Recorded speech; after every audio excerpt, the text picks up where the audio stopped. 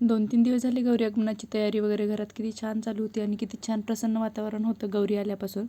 पण आज आता शेवटचा दिवस आणि गौरी विसर्जनाचा दिवस आहे. तर आमच्याकडे हा शेवयाचा भात जो असतो त्याचा नैवेद्य दाखवला जातो विसर्जनाच्या दिवशी आणि नैवेद्य वगैरे दाखवून मग नंतर विसर्जन केले जातं. तर मी अगोदर पूजा वगैरे करून घेतली आणि नैवेद्य वगैरे दाखवून घेतला आणि त्यानंतर मग गणपती बाप्पाला पण नैवेद्य दाखवून घेतला आणि गणपती बाप्पाची आरती करून घेतली आणि त्यानंतर देवी लक्ष्मीची पण आरती करून घेतली.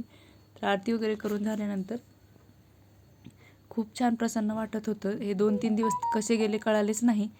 घरात एकदम प्रसन्न वातावरण होतं. पण असो, आता आहे विसर्जनाचा दिवस तर सगळं सामान वगैरे मला आता काढायचं होतं. तर त्याआधी मग आरती वगैरे छान करून झाल्यानंतर धूप-दीप वगैरे दाखवलं आणि त्यानंतर मग हळूहळू थोडं सगळं सामान मी काढून घेतलं आणि त्यानंतर मग ज्या गौरी बसवल्या होत्या त्या पण उतरवून घेतल्या. 2-3 दिवस वातावरण खूप प्रसन्न होतं घरामध्ये गौरी वगैरे बसल्यामुळं. पण आज खूप रिकामं वाटत होतं. पण असो, आपण नेक्स्ट इयर अजून छान खूप उत्साहाने करू. तर भेटूया नेक्स्ट ब्लॉगमध्ये. तोपर्यंत बाय.